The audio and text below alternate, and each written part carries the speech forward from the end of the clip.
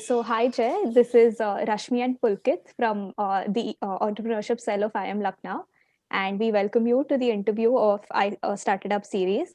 And we're very inspired with your journey of being a founder. First of all, for being a rank holder in the CA examination, and then starting to pursue an MBA at I Am Lucknow, and then finally starting off with Finvisor. So, through this interview, we want to deep dive into your experiences that have shaped you up. So it's a pleasure to have you here Sure. with us today. So let's start off the interview. The first question that we have for you is were you always motivated to start up?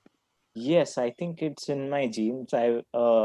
Since the time I was doing CA, I felt that I am made for entrepreneurship. That sounded more like me than doing a job. That's probably the reason why I went for MBA after doing CA. And even MBA, I specialized in marketing and strategy rather than in finance. So I wanted a more well-rounded experience for my entrepreneurial journey so that I can be a better entrepreneur. And out of college, I dipped into entrepreneurship. Local newspapers lauded me as one of the three idiots who left their jobs to follow their dreams. Okay, Jay. So how is it? How's the journey? Can you elaborate on the journey that you took? Taking from the decision that you don't want to pursue, go into the placement scenario and start your own venture. How has the journey been? Can you take us through that? I think one of the key defining moments for me in choosing what I wanted to do was my base of what I wanted in life. What I wanted in life was not just money. I wanted to make money, but I also wanted to give back to the society. I wanted to give back to the environment. I had taken this course called Business Sustainability and Externalities Marketing. I am Lucknow. First venture that I did straight out of college was an agribusiness venture where I could serve the triple bottom line. I could earn profits. I could do well for the society, work on people's health, work on villagers, uplift their incomes, and I could also work on the environment. So it was a win-win all the three ways. We've also started multiple financial awareness programs, which is reaching to various different parts, and 50% of our profits are pledged to charity. And even in environment, through charity, we are helping. So what defines our journey is helping the society and helping the environment. And so straight out of college, the agribusiness venture was again, it was given out as on a platter to me by Sushil sir himself, who recommended this to me after understanding my profile. And when I was doing Finvisor, so basically I'm from an HNI background. I was always into wealth management myself for my family, and I took a deep interest in it. So I started writing about it so that my friends and colleagues can gather something from that, manage their finances a little better. I saw a gap over there that the banks had been trying to do their best, but there was inconsistency, there were frauds, and there was a dissatisfaction in general. Also talked about the triple bottom line. So people generally don't get the concept how a business, a corporate, and these things can go hand in hand. So can you touch upon that? So in triple bottom line, we talk about people, profits, and the environment, right? So profits are usually the core for almost most of the profit making organizations.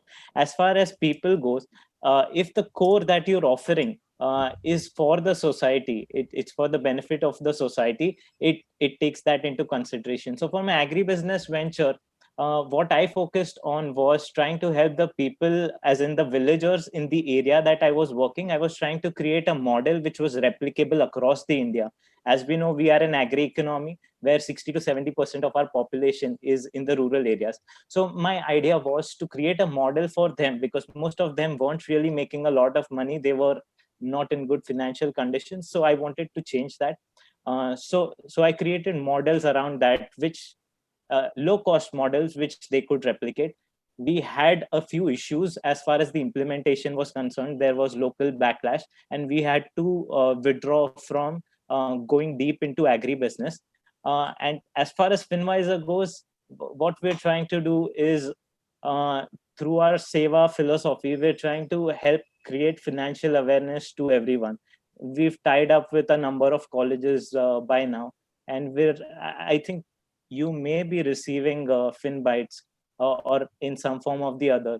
So we're trying to spread this knowledge because we realize there's a big gap in what is taught in colleges and what is required for our personal financial management. Taught hardcore finance, where we're taught how to value companies, we're taught how to select stocks in some cases. There's a CAVM course which teaches all of this. So it teaches you to pick stocks, but most of the people don't have time to do all of this.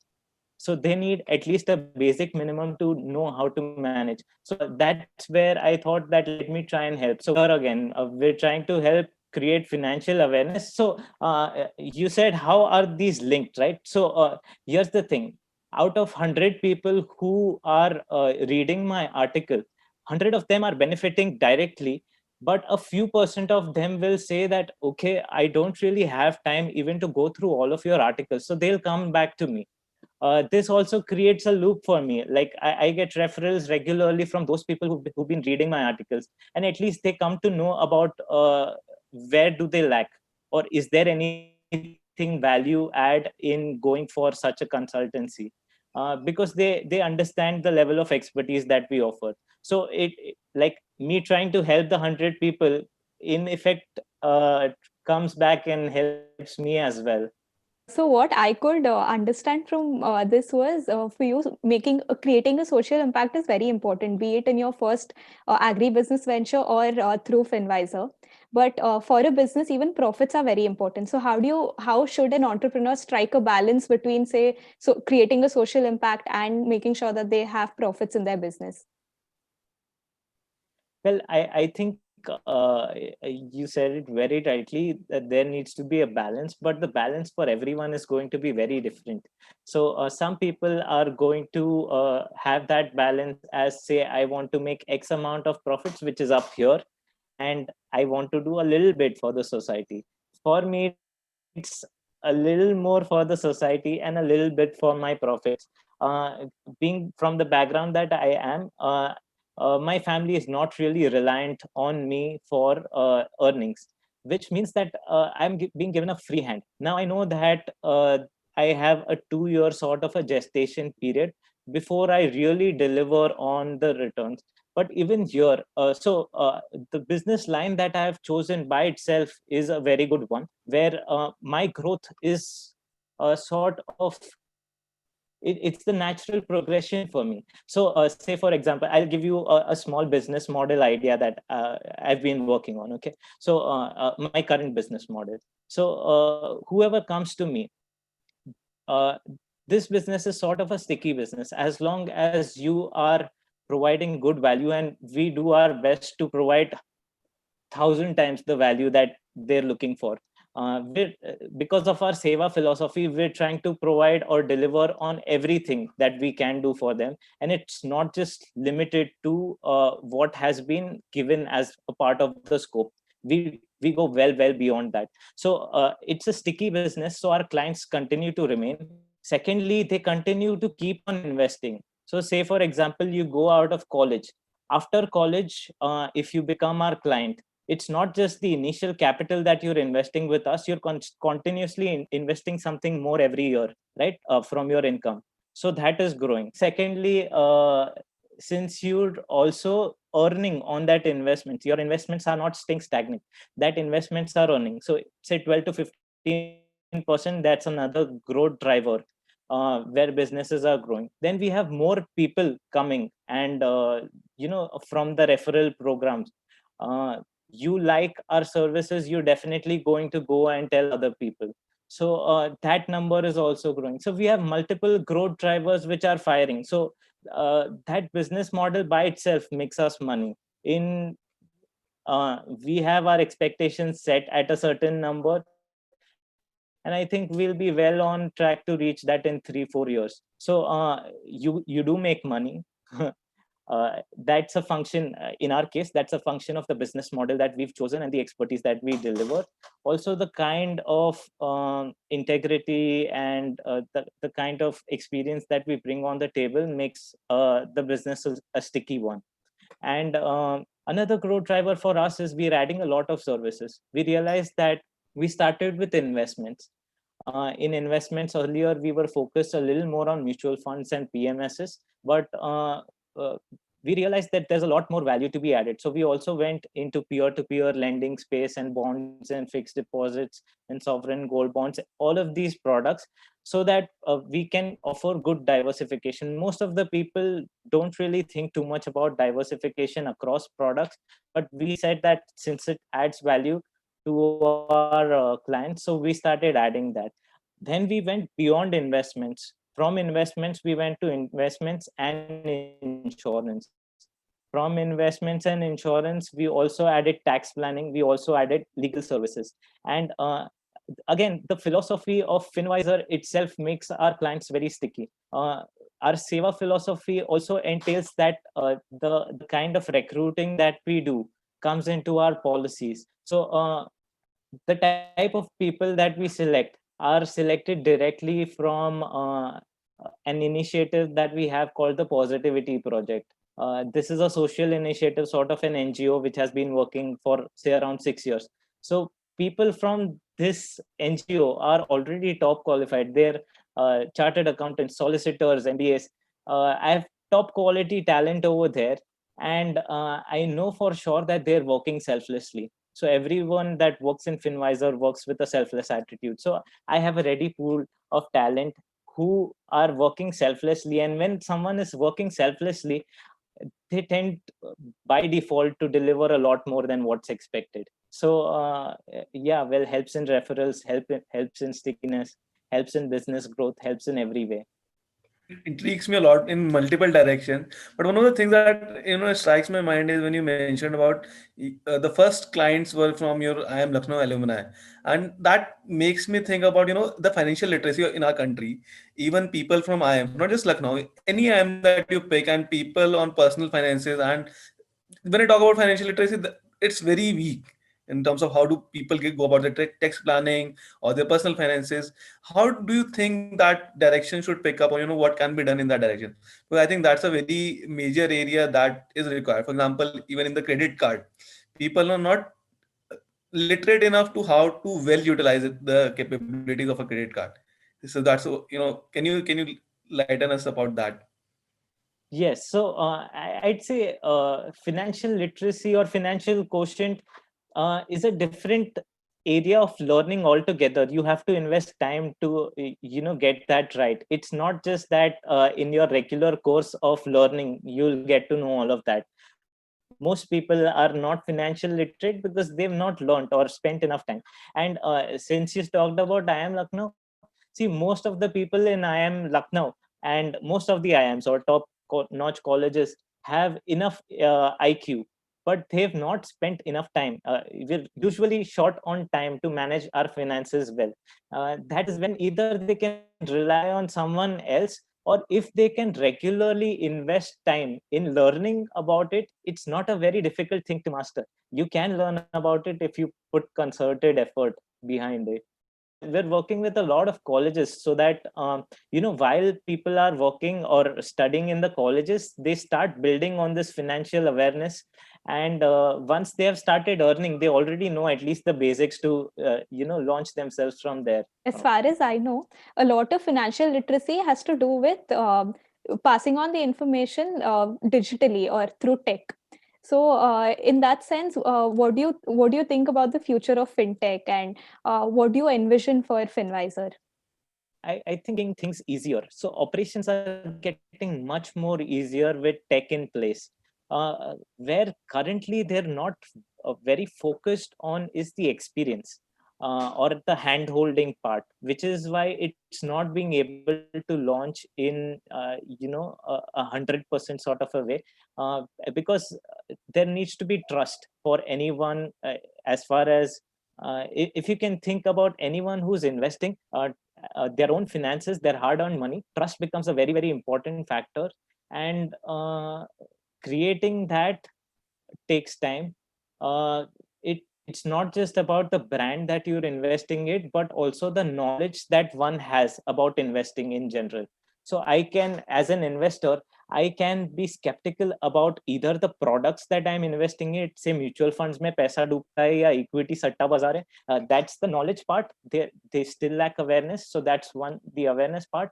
And there's the other part, which is who am I investing with? Am I investing with say a Finvisor, a Paytm, am I in ET Money? So who am I investing in? And will they keep my money safe? We've seen a lot of scams as far as fintech goes, or the financial services industries goes. Even big names have come up over here. So there's a general problem of trust over here. So the backside, which is the investor themselves, and the front side, which is the trust of the brand, both of them count over here in building this up.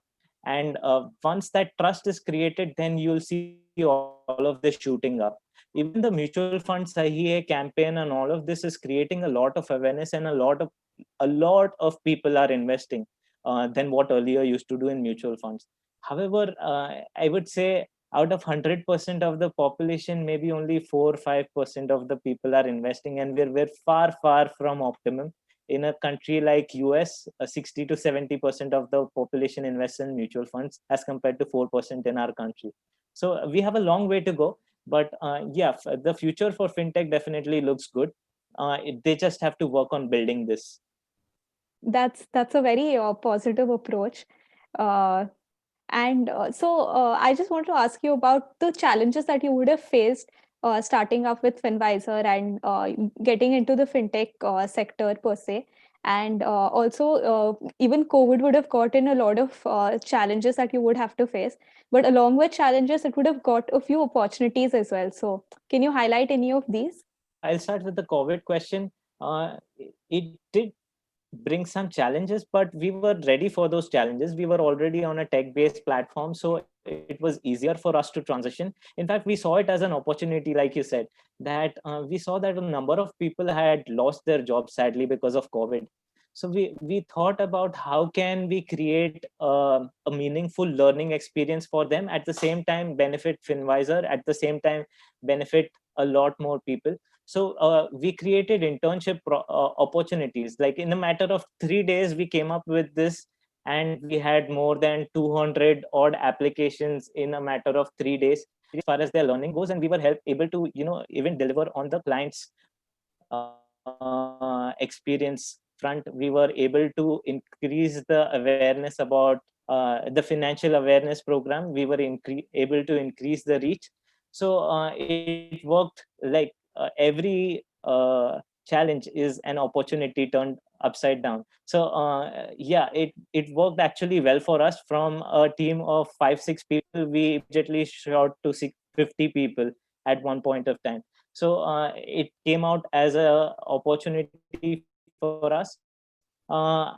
As far as the many problems for us, because we knew that these are the hurdles that we are going to face, and we were already ready for them.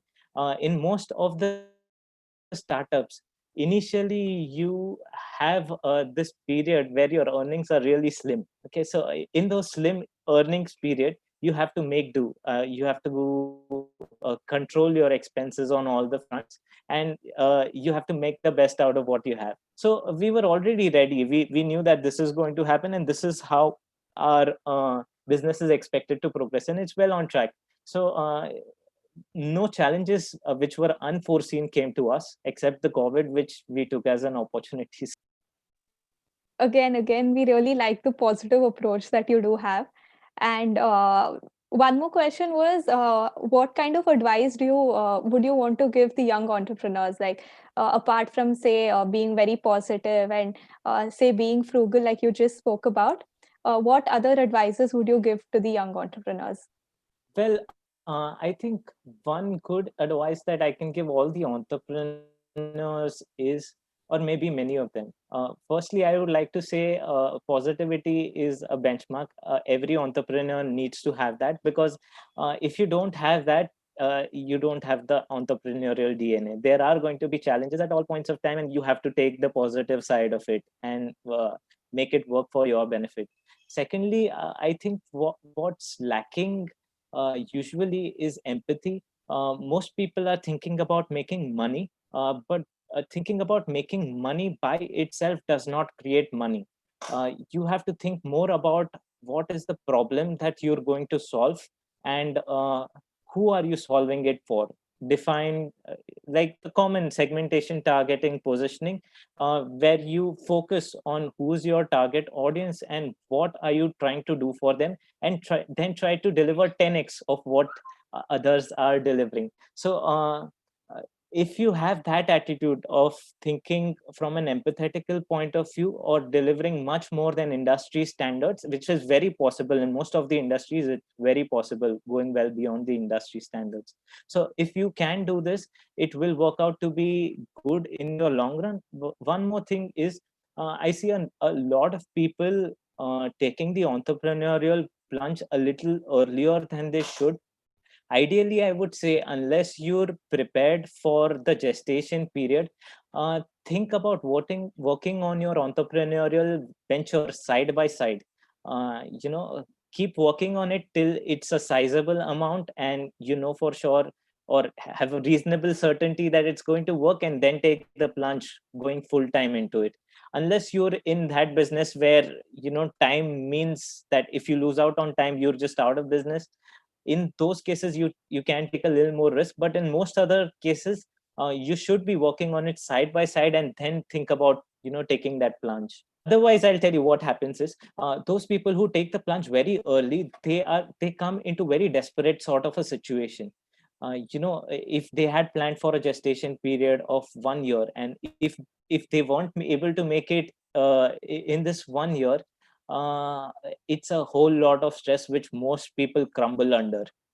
These are the stories which don't come out in the news. You only get the good stories of startups, but there are a lot of startups. Like 90% of the startups fail, and one of the major reason is this. So I'd say, take the risk, but take a calculated one. Well said, Jay. I think what people, or any graduate or any person for that matter, what they see is the rosy picture of startups growing and getting the investment funding, but they don't see the picture behind. How many failures have been, because we don't get to know about them. Generally, what we see in the news or any media for that matter are about the success stories and not the failure ones. And I believe, as you mentioned rightly, that 90% of the startups do fail. I think might be a little higher than that, but we don't know that. We have not been acquainted, or we are not informed about those failures. We are just concerned and see that a lot of startups are being successful, they are getting funding left and right. And I think that's one of the major issues. People take a leap of faith without giving it a much of a thought. And but I don't know but is it the right approach? People going and jumping into the bubble may be the right approach for people. I don't know. For me, it is not. What's your view on that? People taking that leap of faith of the The leap results. of faith definitely needs to happen for the entrepreneurial journey to go on, all cylinders blasting. But that leap of faith should come at a certain point of stability. It shouldn't come just out of idea, because between idea to implementation, there is a lot of other steps which come, testing your product market, testing how well your market or your product is going to do, and how are you going to scale it up. Does it seem feasible? There are a lot of feasibility factors which come into picture, which is apart from the financial feasibility. Okay, so once you have spent a little more time, you get the ground level knowledge of where do you really see this growing, or what is a good expectation out of this. And once that is good, then I would say take the leap. This is for most people. There are some people who are just born risk takers, and even if they fail, it won't be much of a problem for them. They can afford to fail 10 times. So for such people, yeah, well, you can take your risk. But for most people, I'd say for most people, it makes sense to take more calculated risks. Yeah, one more thing, when you talk about taking a leap of faith or people being risk takers, there's one thing that strikes my mind is, some of the startups getting very good funding. Is that, creating kind of a bubble or something? I don't know. People taking that as a motivational force and selling out their startup, should that be a motivation for any entrepreneur? Some people do that. I have seen people taking that as, I'll invest, I'll do a startup, I'll sell it out and move ahead. What's your view on that? Yes.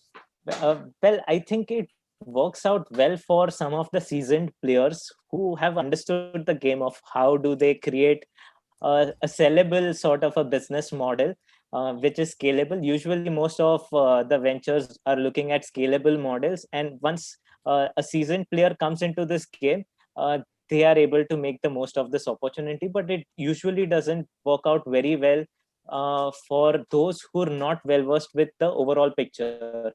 Most of the entrepreneurs are product oriented. They think about creating a very good product which is beating the current market product, and they go to market. But there are other things into play apart from the product that you are bringing to the market.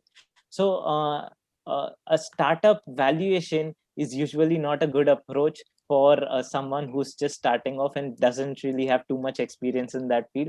It doesn't come off as often as you see in the news. Okay, the investors are really picky about who they're investing in, about the model they're investing for, and I'd say this is not the approach you should be going for. You should be having at the back of the mind that I'll probably get the funding, but I don't want to think about that as my best case scenario. I'm not going in so that I can one day sell off the business. I should be going in because this is a good long-term business, because even the investors who are going to be investing in your business are going to be thinking the long term. So it should be a good long-term businesses which even the investors can probably make money out of. That's when they're going to invest. The valuations is a terrible approach to think about starting uh, your entrepreneurial journey, because it crumbles very soon. In 1 year, 2 years, you face some harsh realities. Yeah, and I think we kind of agree with you as well. Also, what do you think about the startup ecosystem in India, or like the aid given by the government in terms of, say, Startup India, Stand Up India, something like that? How, do you think it's enough? Do you think there's a scope for a lot of improvement? And what is it that they're lacking in? Is the scenario Frankly, better I'm than not what very it was aware about. previously? Yes, I'm definitely positive on the ecosystem that is creating, as far as people being motivated to start up, which is a very good sign. Uh, a lot of people are becoming entrepreneurial by nature because of all the news or all of this information that is going around, which is very good for our country.